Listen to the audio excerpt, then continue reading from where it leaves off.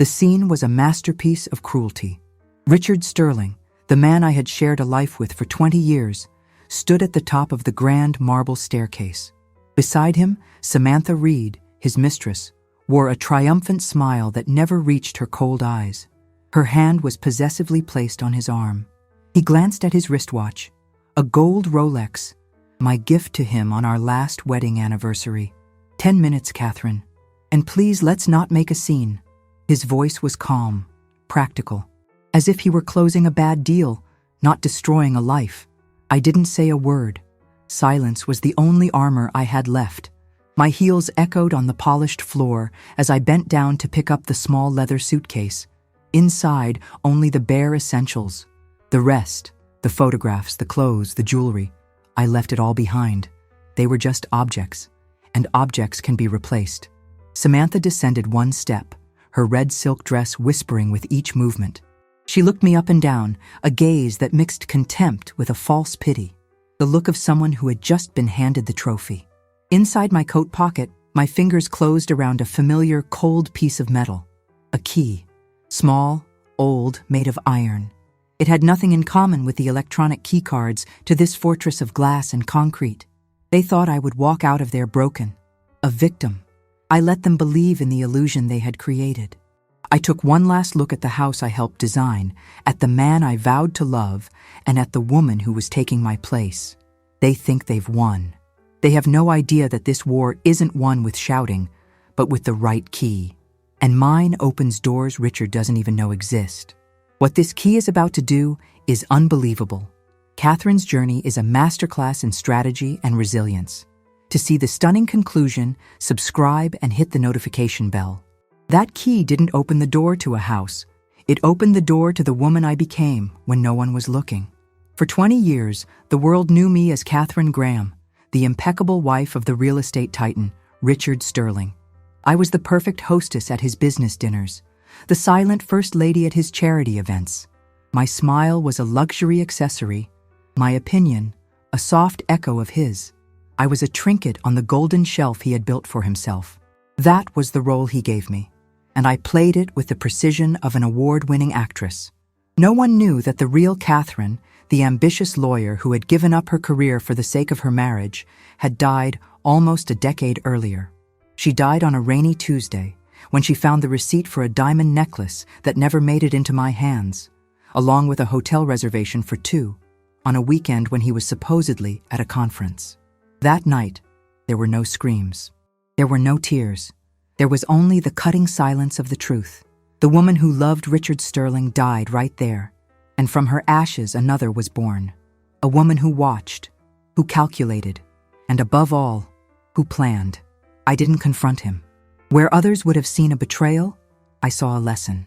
The lesson that I had made myself vulnerable, dependent. That very same week, I secretly enrolled in an online finance course. I started reading every market report I could find. I turned the generous monthly allowance he gave me into seed capital.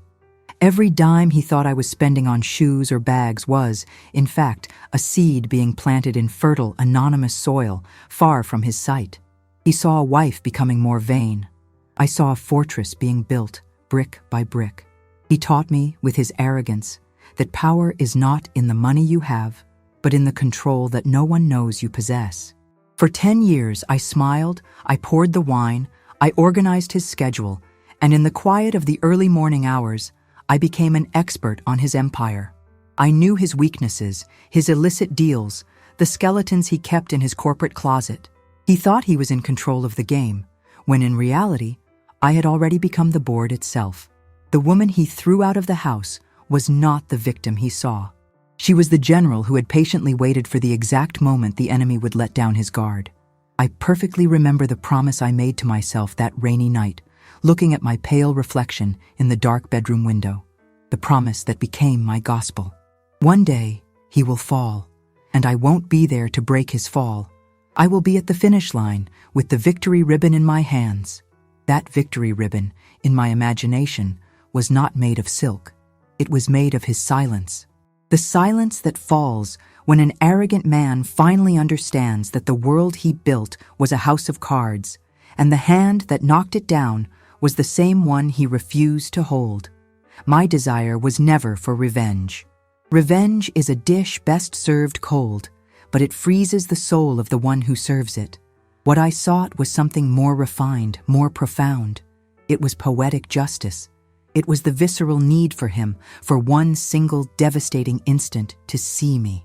Not as the wife, the ornament, or the burden, but as the architect, the silent architect of his rise and, consequently, of his fall. I wanted him to remember all the times he diminished me, but with a new and terrible clarity. I wanted the memory of that dinner at the Sinclairs to haunt him. That day, I dared to disagree with his analysis of the Asian market, based on weeks of research I had done. He looked at me, a condescending smile on his lips, and said in front of everyone, "Darling, you're so clever about domestic matters." The laughter that followed in that dining room echoed in my mind for years. It wasn't malicious laughter, but something worse, the laughter of agreement, of those who accepted the hierarchy he imposed. I wanted him to remember that sound in the absolute silence of his failure. I wanted him to remember the day we presented the plans for our house to the architect. I had spent months designing every detail, thinking about the lighting, the flow of the rooms. When the architect praised one of my ideas, Richard interrupted me with a false tenderness. "Catherine has impeccable taste in curtains. The structural part, the important part, you can leave that to me." He wasn't just stealing my credit. He was erasing me, turning me into a living decoration within my own life. My wish was that, as he looked upon the rubble of his empire, he would see my fingerprints on every broken beam, that he would recall the late night I spent poring over the clauses of a contract that would save his construction company from bankruptcy. He was desperate, on the verge of giving up. It was I who found the legal loophole, the solution no one else saw. The next morning, he presented the idea to the board as a stroke of his own solitary genius. I watched him from the audience, applauding the man who had just lifted himself up on my shoulders. He built the castle, but I was the one who drew the blueprints, who tested the foundations. And he, in his arrogance, forgot that the one who designs the foundation also knows exactly where the weakest points are, where to apply the precise pressure to make it all come tumbling down. However, amidst the coldness of my plan, there was a conflict that assailed me in the darkest hours. A part of me, the woman who had once loved him, hesitated. Wouldn't destroying him completely make me just like him? A cold and calculating manipulator?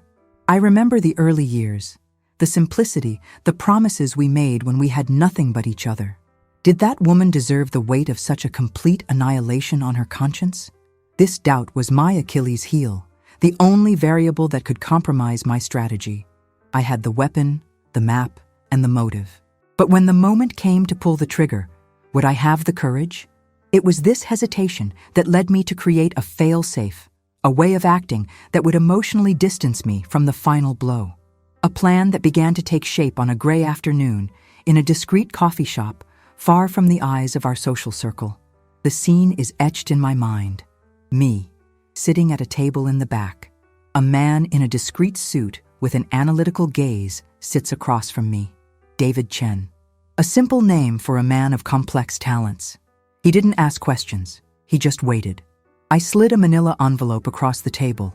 Inside, a small fortune in bearer bonds, my mother's inheritance, which Richard believed I had squandered on a renovation. "This is the seed capital," I said, my voice sounding firmer than I felt. "I want you to invest it in the most aggressive anonymous fund you can find. The account holder's name must not be mine. Create a shell corporation, a holding company in the Caymans. Whatever it takes, no one, absolutely no one, can trace this money back to me." David looked at me for a moment, his face impassive. He took the envelope. "Consider it done, Mrs. Graham." And with that, the first domino was set, silently waiting for the push I knew, one day, I would inevitably have to give. And the push came. Not as a roaring avalanche, but as a cold whisper on a night perfectly orchestrated for Richard's glory. It was exactly 1 week before the day he would give me 10 minutes to leave. We were in our dining room, hosting a meticulously planned event to impress a group of Swiss investors he had been courting for months. The china was English, the crystal was Czech, and my smile was a masterpiece of dissimulation. I moved among the guests, ensuring glasses were always full and that the conversation flowed around the only topic that mattered: the genius of my husband. I was the invisible conductor of his symphony of self-praise. Richard, at the center of it all, soaked up the adulation like a Roman god, his gestures broad, his voice booming with the confidence of a man who had never known doubt or failure. And I, by his side, was the living proof of his success, the beautiful, silent, decorative wife. The evening unfolded according to the script, until an older, sharper banker in the group turned to me. He had mentioned his interest in sustainable architecture earlier, and I, having devoured articles on the subject, was prepared. "Catherine," he said with genuine curiosity, "what is your opinion on the city's new zoning plan? Can't unchecked vertical growth create a real estate bubble in the long term?" I felt a flash of life, the old lawyer inside me stirring. I opened my mouth to answer, to finally participate, to show there was a brain behind the smile. But Richard's voice cut through the air before mine could be born. "Ah, don't trouble my Catherine with such matters." He placed his hand on my shoulder, a gesture that looked like affection but felt like ownership. "Catherine is the poetic soul of this house. She leaves the numbers and the concrete to us poor mortals." He laughed, and like a well-rehearsed chorus, everyone laughed with him. It wasn't a cruel laugh. It was worse. It was a laugh of agreement, of acceptance of my insignificance. In that instant, under the warm lights of the crystal chandelier, I felt invisible, a ghost at my own party. I forced a smile, felt my nails dig into my palm, and nodded in resignation. That was the final push, the last piece of evidence my heart needed to sign the sentence. Hours later, when the last guest had departed, a heavy silence fell over the house. The smell of cigars and expensive perfume lingered in the air, remnants of a battle that only I knew I had won. Richard, euphoric from the evening's success, went straight upstairs, muttering something about an important call in the morning. He either didn't notice my state or simply didn't care. I was left alone in the living room, contemplating the remains of the banquet. Half-empty glasses, crumpled napkins, a party that, for me, symbolized the end of a 20-year funeral. With slow steps, I climbed the stairs, not to our bedroom, but to my sanctuary, a small office attached to the walk-in closet, the one place in the house that was truly mine. There, the mask of the perfect wife could finally be put away. I sat in my leather armchair, the silence broken only by the soft hum of my laptop. It was a nightly ritual. While Richard slept the sleep of the just, I studied the market, read reports, tracked every move of his empire, and of course, my own. That's when I saw it. A new email from a sender with an impersonal alphanumeric code. But the subject line made my heart stop for a second before it began to beat with a slow, powerful rhythm. 3 words: maturation point. It was the signal, the message from David. My hands did not shake as I typed the long encryption password. The screen flickered, decoding the message. The body of the email was succinct, almost military. As projected, document attached, awaiting further directives. I opened the attachment, a PDF file protected by another password. I typed it in. The screen filled with the discreet logo of a private bank in Geneva. It was an account statement. There was no cry of joy, no sigh of relief. My face remained impassive as my eyes scanned the line of digits. The number was almost abstract. It was so large. A sum that not only gave me independence, but transformed me into a force of nature. A power capable of creating and destroying. I scrolled to the bottom of the document where the name of the account holder was listed. Athena Holdings, Inc., the shell name I had chosen myself years ago. Athena, the goddess of wisdom and strategy. I slowly closed the laptop. The dark screen reflected my face, and the woman who stared back at me was not the smiling hostess from a few hours ago. Her eyes were cold, focused, and relentless. The game had changed. No, the game hadn't changed. It was just beginning. And Richard didn't even know he was a player. He didn't know he was a player. And that Saturday morning, exactly 1 week after I had become more financially powerful than he could ever dream, Richard decided, with the sovereignty of a deposed king, that the game was over. He summoned me to the main living room with the formality of someone calling in a subordinate for a dismissal. When I arrived, the scene was already set. A courtroom with no jury, only an executioner and his accomplice. Richard was standing by the fireplace, dressed in designer jeans and a polo shirt that cost as much as our first apartment's rent. He looked relaxed, as if he were about to discuss the dinner menu. Samantha was sitting on the sofa I had chosen, her legs crossed, flipping through a design magazine with an air of studied boredom. She already moved through the house with the authority of a newly crowned queen. The small leather suitcase, which he'd had the maid pack himself, stood by the door. A silent, brutal statement. This was my end. "Catherine," he began, without preamble, his tone the same one he used in board meetings. "I think we both know this isn't working anymore." He gestured between the two of us, as if our 20-year marriage were a failed project. "We're at different stages, with different goals. I have a vision for the future, for growth, and frankly, you're no longer a part of it." I remained silent, my hands clasped in front of me, in what I hoped looked like a posture of nervous submission. Inside, I was a block of ice. I observed him, not as a wife, but as a lawyer analyzing the opposing counsel. His arguments were weak, his clichés pathetic. He was just going through the motions to assuage his own guilt. Samantha lowered the magazine, her face arranged into a mask of false sympathy. "Catherine, darling," she said, her syrupy voice making me nauseous. "No one wants to hurt you, but you have to understand that Richard deserves to be happy, and so do you. Sometimes, love just ends. You need to find your own path. Start over." The condescension in her voice was the most exquisite part of the torture. She, who had entered my life like a predator, was now offering me self-help advice. My blood boiled, but my face remained a blank canvas. I nodded slowly, as if absorbing the wisdom of her words. "My path, Samantha," I thought, "is a 6-lane superhighway about to run over your dirt track shortcut." Richard continued his monologue. He talked about how finances were tight, a blatant lie, and how he needed to optimize resources. He painted me not as a partner, but as a liability, a luxury item he could no longer afford to maintain. Every word was a shovelful of dirt thrown on the woman I had been, and I let him dig. I needed him to dig his own hole, so deep he could never climb out.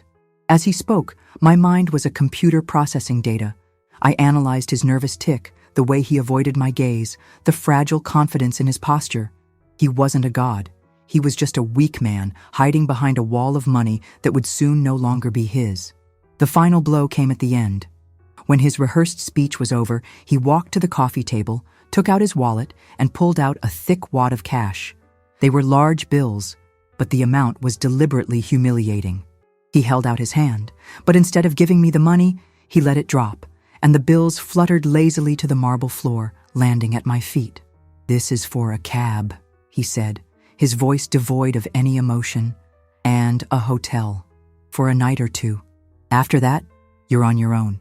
The silence that followed was absolute. Samantha smiled, a tiny, almost imperceptible smile, but one that screamed victory. The show was over. I looked at the bills on the floor, then at his face. He expected tears, pleading, perhaps a fit of rage. He wanted a drama to validate his decision so he could tell himself that I was unhinged, unstable, but I did not give him that satisfaction. With the calm of a monk, I turned, took the handle of my suitcase, and walked toward the door. I didn't look back. I didn't say goodbye. The sound of the heavy oak door closing behind me was the most liberating sound I have ever heard. Outside, the morning sun blinded me for an instant. I took a deep breath of the cool air. The performance was over. The fragile, defeated woman was left behind, locked in that house with them. Out here, on the sidewalk, there was only Catherine. And Catherine had a phone call to make. I took out my cell phone, the screen illuminating a face now transformed by a glacial determination. I dialed the one number I knew by heart. The voice on the other end answered on the first ring. "David." My voice came out firm, sharp. "It's time. Execute the hostile takeover clause and freeze everything in Richard Sterling's name.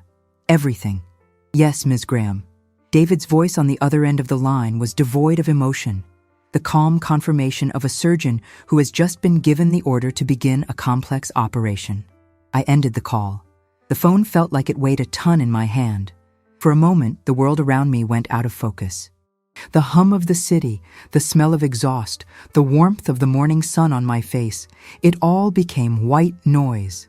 The adrenaline that had held me together during the confrontation began to dissipate, and in its place, a cold, vast emptiness settled in my chest. It wasn't sadness. It was something deeper, more primal.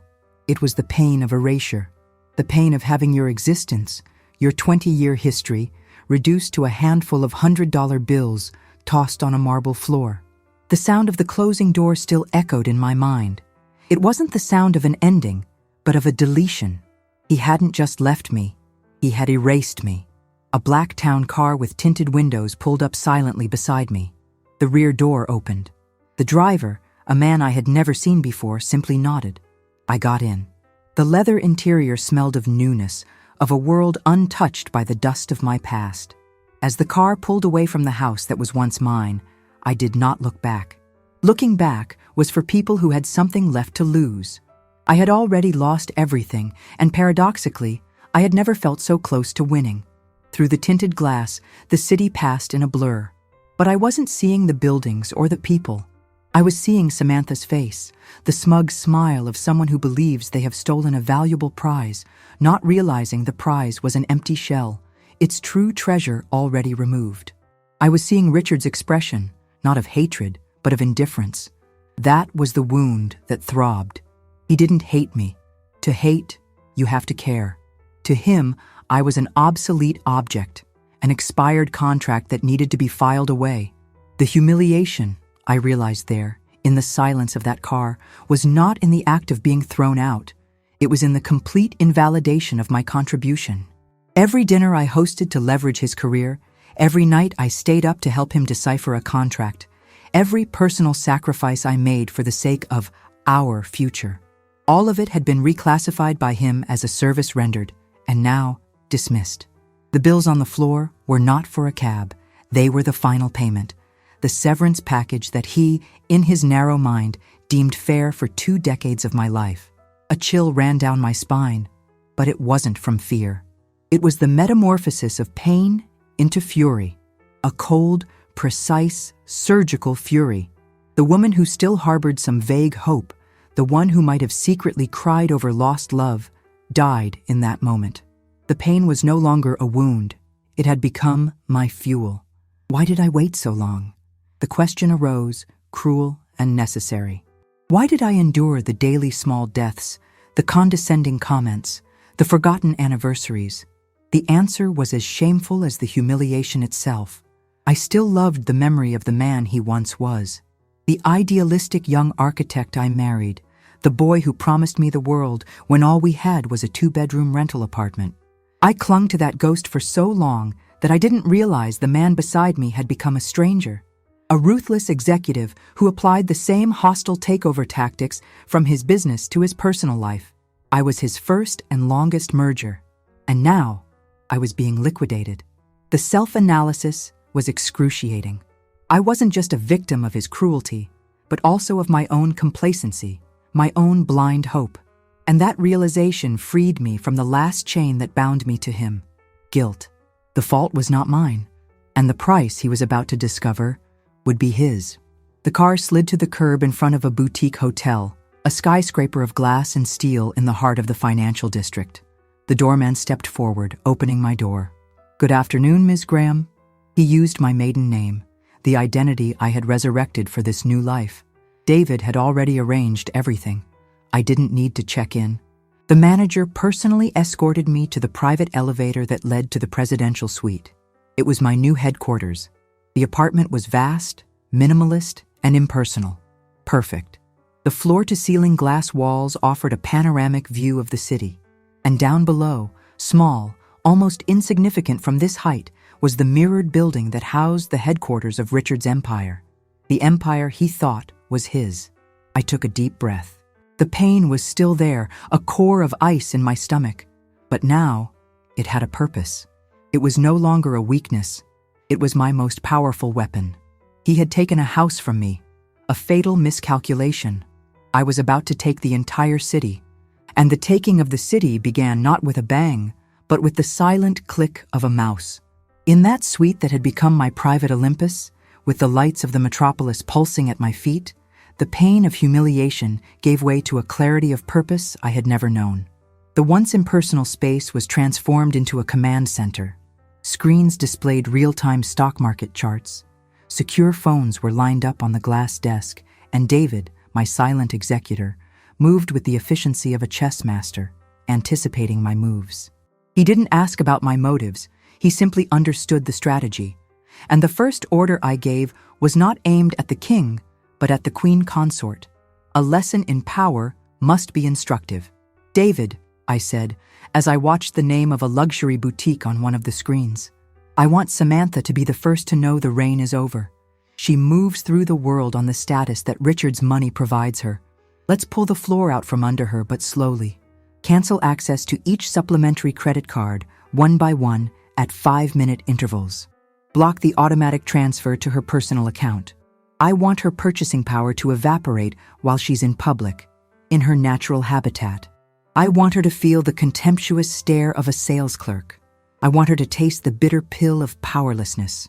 David nodded, his fingers gliding over the keyboard. "The first decline will happen in 3 minutes," he reported, as calmly as if he were telling me the time. The scene materialized in my mind, and later, David would confirm every detail through his contacts. Samantha was in the Chanel boutique on 5th Avenue, the epitome of her new world. She strode across the plush carpet, treating the sales staff with an arrogant dismissiveness. Around her, a pile of iconic white boxes grew. A new handbag, a pair of shoes, a bottle of perfume. At the register, she handed over the gleaming black credit card, a bored smile on her face. The clerk swiped the card. Once, twice. A small red light blinked on the terminal. "I'm sorry, ma'am, but the card has been declined." The clerk's voice was polite, but firm. Samantha's mask of boredom cracked, giving way to irritation. "That's impossible. Try it again." The clerk tried again. The result was the same. "Perhaps you'd like to use another card."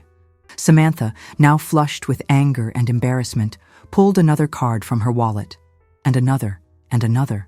Each one, methodically, was declined. The whispers began among the other customers. The sales clerk's gaze, once subservient, was now suspicious. The queen was naked, and her castle of credit had turned to dust. Humiliated, she had to leave her mountain of purchases behind and exit the store under scornful eyes. Meanwhile, Emperor Richard was fighting his own battles. His day began with what seemed like a minor annoyance. A large wire transfer to a supplier in Asia was rejected. He spent an hour on the phone, yelling at bank managers, blaming bureaucracy. Then, a revolving line of credit essential to his company's cash flow was suddenly suspended for a routine review. He slammed his fist on the desk, his frustration mounting. It was as if the financial system, which had always been his playground, had turned against him. Small fires started popping up everywhere. A longtime partner called to pull out of a joint venture, citing rumors of instability in the market. Rumors, of course, that we had planted. Richard was a man used to moving the world with a phone call. That day, the world refused to take his calls. He still didn't see a pattern. He just saw incompetence, bad luck, the misfortunes of a bad day. He didn't yet understand that it wasn't chance. It was a coordinated attack, an invisible force dismantling his universe. Back in my glass tower, the calm was absolute. The chaos in his world was just a downward trending graph on one of my screens. The first phase, psychological and financial destabilization, was complete. Samantha was isolated. Richard was pressured and confused. It was time for phase 2, the siege. "His stock price is down 1.5 points since the opening bell, David," I commented, watching the red numbers. "The uncertainty we've created is working. People are selling." David looked at me, awaiting the next order. "Now," I said, my voice echoing in the quiet room. "Begin the acquisition. Use Athena Holdings. We don't want the stock, not yet. We want something more fundamental. Start buying up his corporate debt from the smaller creditors. Offer a premium. I want Athena to be the single largest creditor of the Sterling Empire by the end of the day. I want to own the ground he walks on. Night fell on the city. Richard was exhausted, furious, locked in his office. The house, without me, just seemed large and empty. Samantha, after her humiliation, was not pleasant company. His phone rang. It was a restricted number. It was the director of his primary lending bank. The man's voice was grave, almost funereal. Richard, I need to be blunt. There was an atypical movement in the secondary market today. The majority of your company's syndicated debt, it was acquired, in a single block, by a single entity. Richard felt a chill. Who? Who bought it? Was it the Montero Group? He asked, thinking of his biggest rival. There was a pause on the other end of the line. We don't know, Richard. It's an offshore investment fund, completely firewalled. A holding company registered in the Caymans called Athena Holdings. Richard frowned. He had never heard of them. So what's the problem? He asked impatiently. The banker's reply was a death sentence. The problem, Richard, is that they've just invoked the debt acceleration clause. They want to be paid, in full, for everything, immediately. The sound of the phone hitting the cradle was like distant thunder in the silent night of Richard's office. For a moment he was paralyzed, his hand still hovering in the air. Athena Holdings. The name echoed in his mind, alien and threatening. The acceleration clause was a nuclear weapon in the corporate world, a measure rarely used, reserved for the most hostile and predatory attacks. And it had been used against him. Disbelief quickly gave way to a volcanic fury. He swept his arm across the desk, sending piles of paper, a silver picture frame, with a photo of us from a happier time, and a cup of cold coffee crashing to the floor. He began to shout, not at anyone, but at the walls, at the universe that dared to turn against him. Who? Who the hell is Athena Holdings? He grabbed the phone again, dialing his CFO, Sergio, waking him from his sleep. I don't want excuses, Sergio. I want a name. Dig through every transaction, every filing. No one pulls off an operation this size without leaving a trace. Is it Montero, the Chinese group? Find out. While he drowned in his own rage, the house we once called home became the stage for a secondary drama. Samantha, oblivious to the magnitude of the crisis, tried to confront him about her own public humiliation, the useless credit cards. Richard barely looked at her. Don't you get it, Samantha? He snarled, his face contorted. Your credit cards are the least of my problems. I'm under attack, a serious attack. So take your bags and your shoes and leave me alone. He pushed her aside, treating her with the same contempt he had shown me just days before. Their alliance, built on convenience and luxury, was beginning to crumble under the first strong gust of wind. He was alone in his castle, a king besieged by an army he could not see.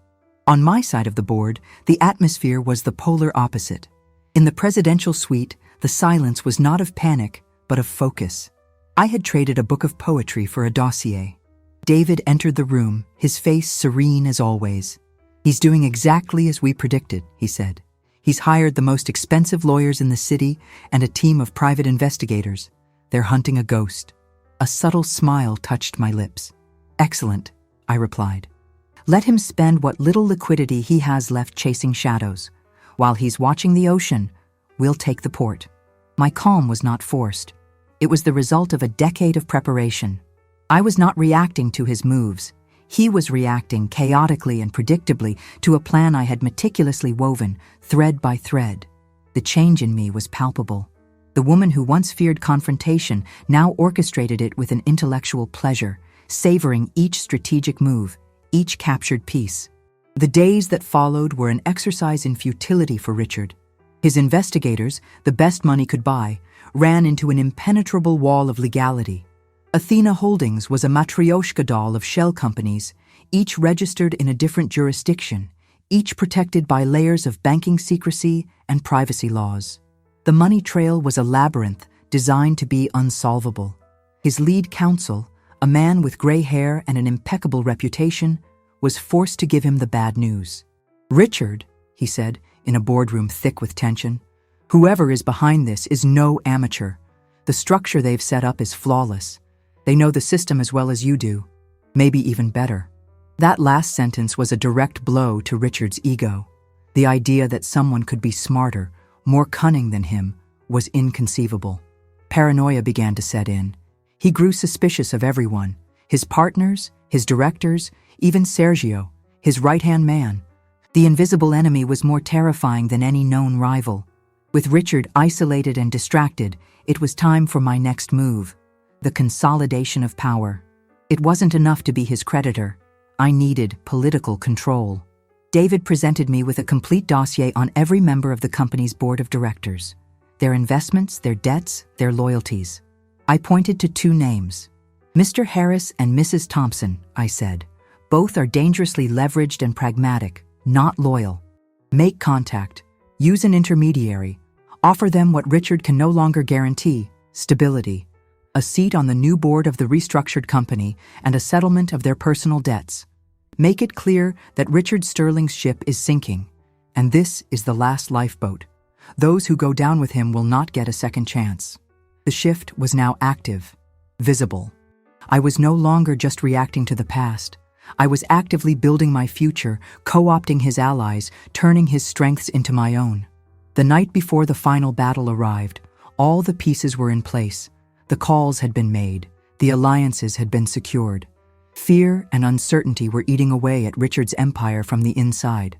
I went to the window of the suite, the city a sea of lights at my feet. The time for acting in the shadows was over. The change needed a face. I turned to David, who was waiting silently.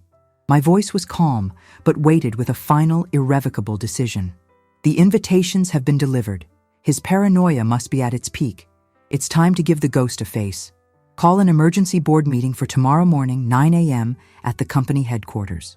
Inform them that the majority shareholder of Athena Holdings will be in attendance to personally discuss the future of the company.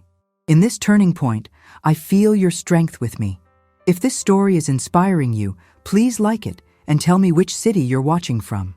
I make it a point to reply. The boardroom on the 20th floor of Sterling Corp was a sanctuary of masculine power. The long, polished mahogany table reflected the clouds drifting slowly past the floor-to-ceiling panoramic window.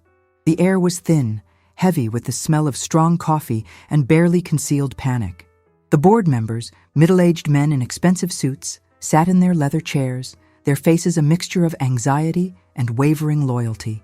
At the head of the table, Richard tried to project a calm he was far from feeling. He was paler, with dark circles under his eyes that no concealer could hide. He gestured, his voice ringing with a forced confidence, blaming market volatility, unfair competition, anything but his own incompetence. He spoke of Athena Holdings as an abstract, malevolent entity, a faceless predator threatening the livelihood of everyone there. The clock on the wall ticked loudly, each second stretching the tension to its breaking point. Everyone was waiting for the ghost to arrive. The door opened, not with the force they expected, but with a soft click.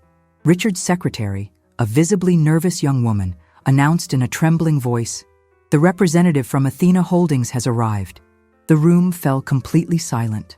David entered first, tall, impassive, his dark suit and calm presence projecting an unquestionable authority.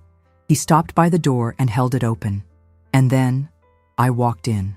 The click of my heels on the hardwood floor was the only sound for several long seconds. I had chosen my armor carefully, a flawlessly tailored white pantsuit. No jewelry, except for a pair of discreet earrings.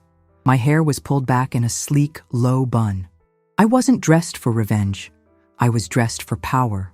The first sound in the room was the clatter of a coffee cup against its saucer as one of the director's hands trembled.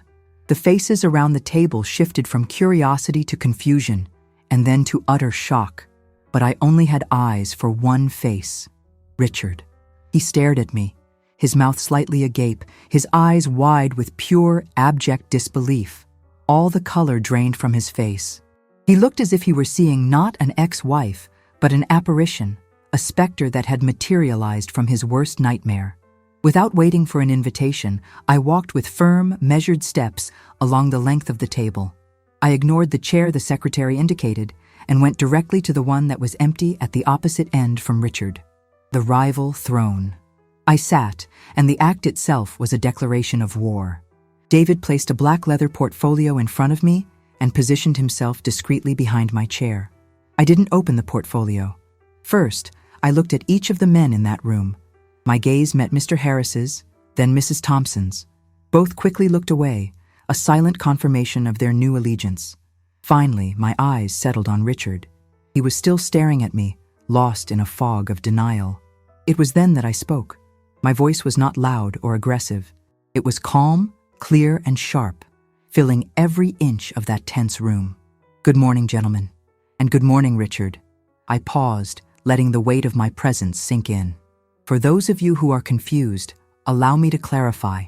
My name is Catherine Graham. And yes, Athena Holdings is me."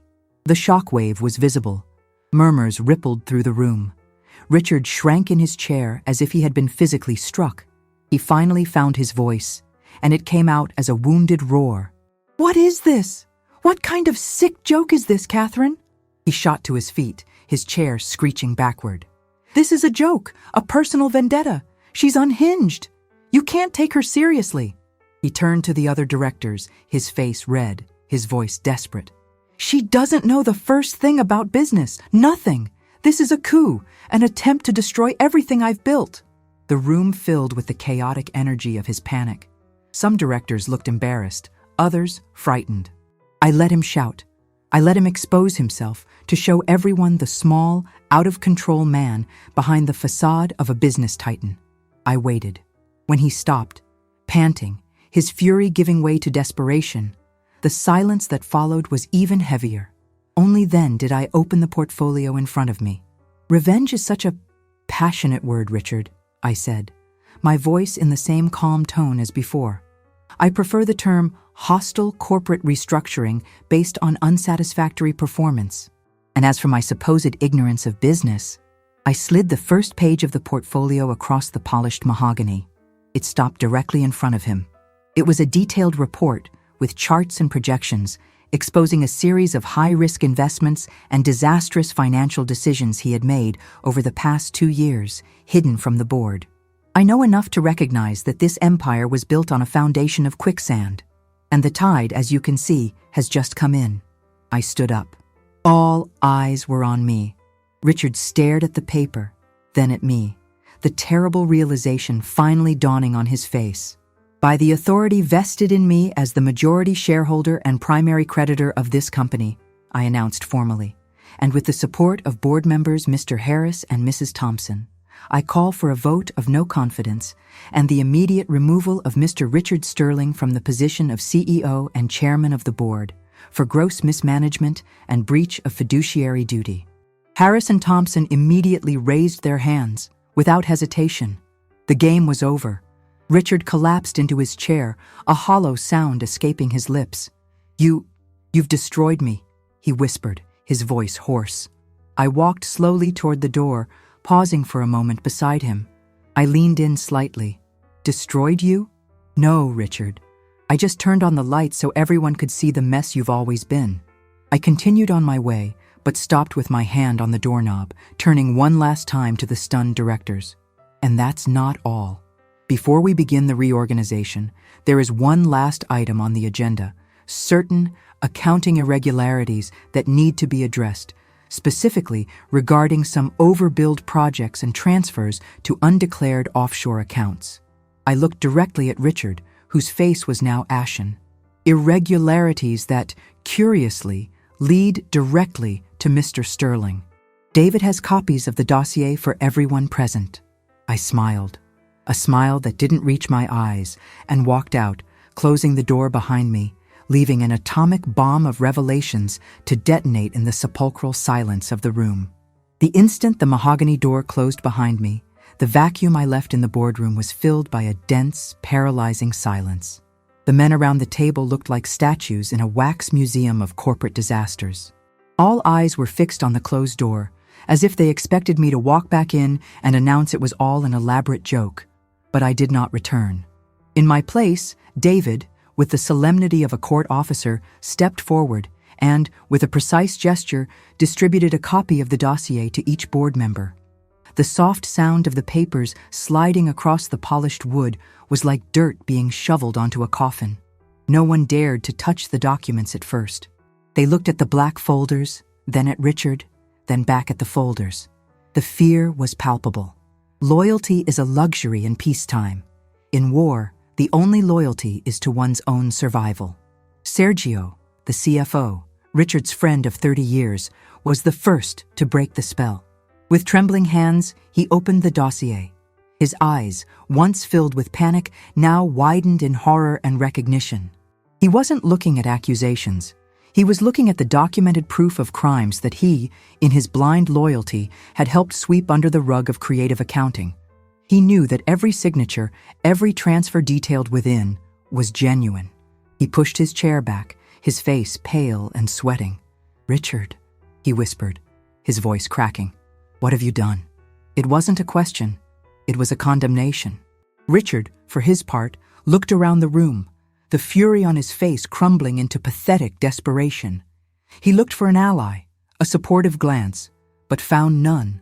Harris and Thompson stared at him with the coldness of people who have just closed a profitable deal. The other directors, once his servile underlings, now looked at him like a leper, physically and metaphorically distancing themselves as if his disgrace were contagious. The power he wielded in that room had evaporated in a matter of minutes. He was no longer the king, he was the prisoner. With a guttural sound, a mixture of a sob and a snarl, Richard stood up and, stumbling over his own feet, staggered out of the boardroom, walking past David without a single glance. No one stopped him. The board had already turned to the only thing that mattered: damage control. The discussion that followed was not about saving Richard, but about how to sacrifice him to save themselves and the company. Meanwhile, outside, in the silent carpeted hallway, I waited by the elevators. I heard the door open and close. I heard his clumsy footsteps fade away. I felt no triumph. Victory, I discovered, had a more complex taste. It tasted of relief, of justice, but also of a deep sadness for what we could have been and never were. David joined me moments later. "It went exactly as you predicted, Ms. Graham," he said in a low voice. "They will hand him over to the authorities to negotiate a plea bargain." I simply nodded. The elevator arrived, its brushed steel doors opening like curtains at the end of a long, exhausting play. We stepped inside, and as we descended, I allowed myself to take a deep breath for the first time that day. The war was over. The shockwave was not confined to that building. It traveled through the city's fiber optic networks, materializing on the screen of Samantha's phone. She was at home, Richard's home, pacing, furious that he wasn't answering her calls. Then, a notification from a major financial news outlet popped up. The headline was brutal and direct. Sterling Corp CEO, Richard Sterling, ousted amidst serious fraud allegations. Mystery fund, Athena Holdings, assumes control. She read the sentence once, twice, 3 times. The name Athena meant nothing to her, but the words fraud and ousted were a death sentence for her lifestyle. She sank onto the Italian designer sofa, the phone slipping from her hand. The fairy tale castle had crumbled. Prince Charming was a criminal, and the crown she had so coveted was made of cardboard. In her eyes, there was no concern for Richard, only the pure, selfish panic of a parasite that had just lost its host. When David and I reached the glass and steel lobby of the building, the world seemed to be moving on as normal, oblivious to the earthquake that had occurred 50 floors above. My car was already waiting at the entrance. Just as I was about to get in, a desperate figure emerged from the parking garage entrance. It was Richard. His hair was disheveled, the knot of his tie was loose, his face a map of devastation. "Catherine!" he yelled, running toward me. He grabbed my arm, his touch no longer possessive but pleading. "Wait, please, we need to talk." The building's security guards started moving toward us, but I waved them off. This was a conversation we needed to have. "Why?" he asked, his voice broken, his eyes bloodshot. "After everything, why?" I pulled my arm from his grasp with a smooth motion. "You asked me that the day you threw me out, Richard. The answer hasn't changed." He shook his head, denial warring with reality. "What am I going to do now? What are we going to do?" he said, the word we escaping like a ghost from a past he himself had murdered. I looked at him, the man I once loved and who had become my greatest adversary. There was no hatred in my eyes. There was only finality. There is no we anymore, Richard. I leaned in slightly, my voice low but clear as crystal. Perhaps now you'll finally learn what it means to start over. I got into the car. The door closed, muffling the sound of his call. As the car pulled away, I saw him in the rearview mirror, a lone, shrunken figure on the sidewalk, a dethroned emperor, the architect of his own ruin, left behind by the woman he had tried and failed to erase. As the car pulled away and Richard's image shrank in the rearview mirror until it vanished, I didn't feel the euphoria of victory. There was no surge of triumph, no sweet warmth of revenge. What I felt was a profound silence, a vast stillness that settled where a whirlwind of pain and strategy had once been. The war, my private, decade-long war, was over. And like a soldier on the day after an armistice, I found myself standing on a silent battlefield with the taste of ash in my mouth. The enemy was defeated, but the landscape around me and inside me was irrevocably changed. The final image of him, a man stripped of his power, his arrogance, did not bring me joy. It brought a sharp melancholy, a phantom pain for the young idealist I married so many years ago, a grief for the man he could have been if he hadn't fallen in love with his own reflection. That first night in my new world, in the suite that had served as my war room, I didn't open a bottle of champagne. I poured myself a glass of water. I went to the window and watched the city that now, in a way, belonged to me. The skyscraper lights were like diamonds scattered on dark velvet, the very diamonds Richard had so coveted. I understood, in that moment, what I had learned about power. I used to think power was control over others, like he had over me. But the power I had won was different. It wasn't the power to dictate someone else's moves, but the power to be the sole author of my own. I didn't destroy him. I just removed the artificial supports from his life, my money, my ideas, my silent support, and forced him, for the first time, to stand on his own weight. And he collapsed. The final lesson wasn't about how strong I had become, but about how fragile he had always been. To get here, however, a part of me had to die. The Catherine who believed in the inherent goodness of people, the woman who gave second chances, the wife who forgave in the name of love, that woman did not survive the war. I sacrificed her on the altar of my own survival. Victory came at a cost, and that cost was my softness. I became stronger, yes, but also harder, more cynical. The walls I built to protect myself from the world also isolate me from it.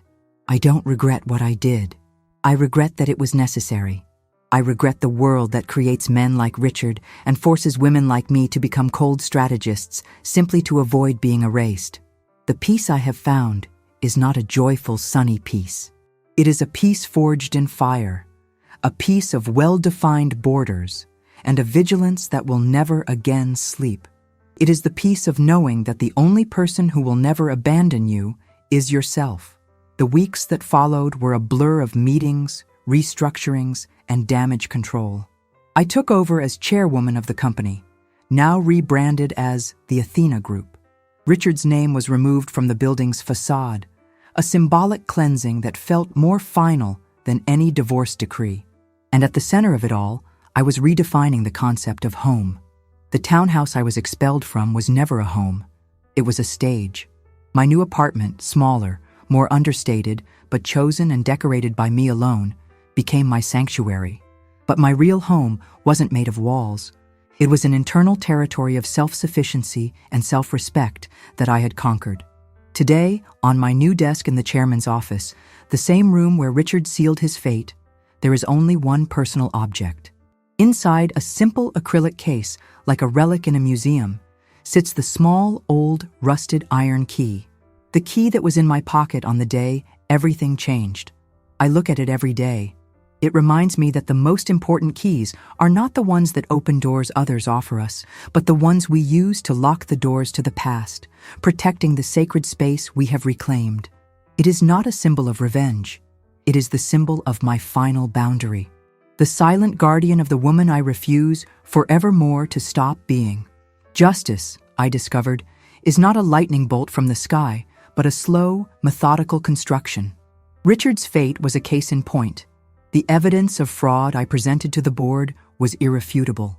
To avoid a scandal that would have bankrupted the entire company and earned him a long prison sentence, he was forced to accept a devastating settlement. He admitted guilt, was permanently banned from the financial markets, and surrendered every penny of his personal assets as part of the restitution. He didn't go to prison. His punishment was, for a man like him, perhaps worse, irrelevance. He lost the name, the status, the friends, and the identity he had built. The society that once idolized him discarded him with brutal speed. I saw him only once, months later. I was in my car, stopped in traffic, and I saw him across the street, waiting at a bus stop.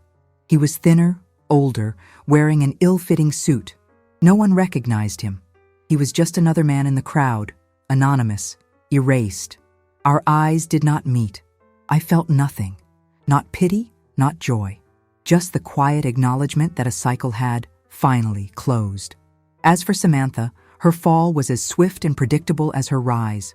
Without the oxygen of Richard's money, her flame of glamour was instantly extinguished. The high society friends stopped taking her calls. The event invitations dried up. In a final act of desperation, she tried to sue Richard, seeking a share of a fortune that no longer existed. The case was thrown out of court.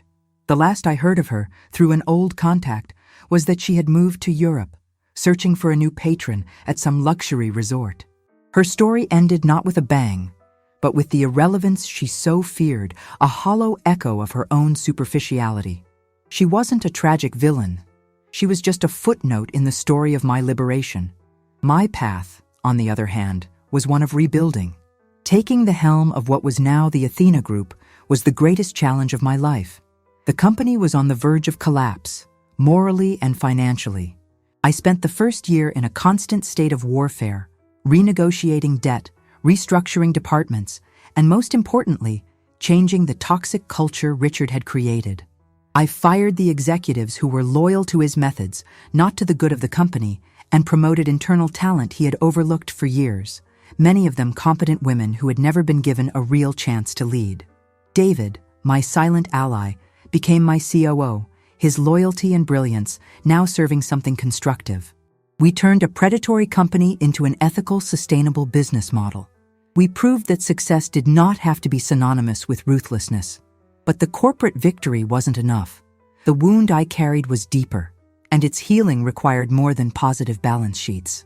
With the personal fortune that a decade of investing had provided me, I created the Phoenix Foundation, a non-profit with a clear personal mission: to give other women the tools I had to forge for myself.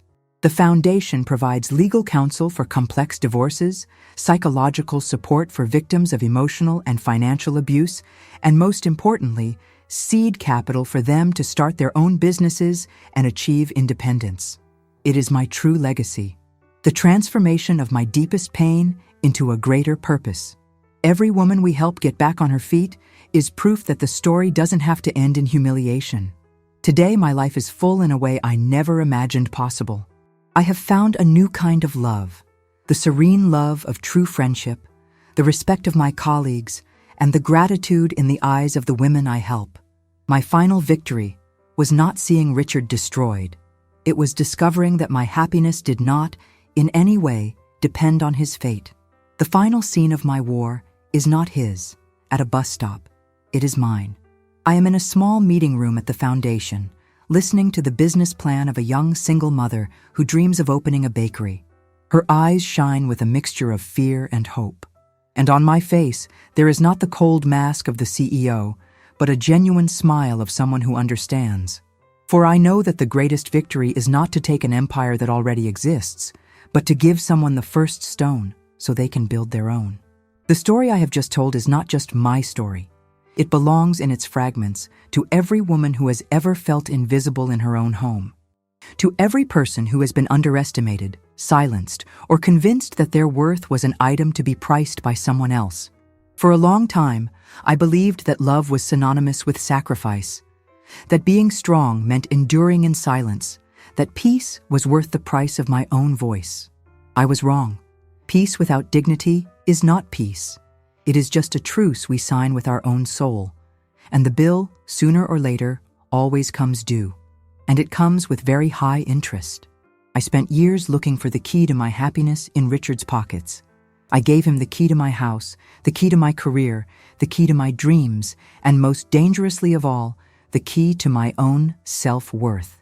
The day he gave me 10 minutes to leave was, paradoxically, the day he handed me back the only key that truly mattered. My own. The master key. It had been inside me all along, rusted from disuse, hidden under layers of doubt, fear, and the need to be loved. The journey to find it, clean it, and have the courage to use it was the hardest of my life. But once you turn that key in the lock of your own freedom, there is no door you cannot open.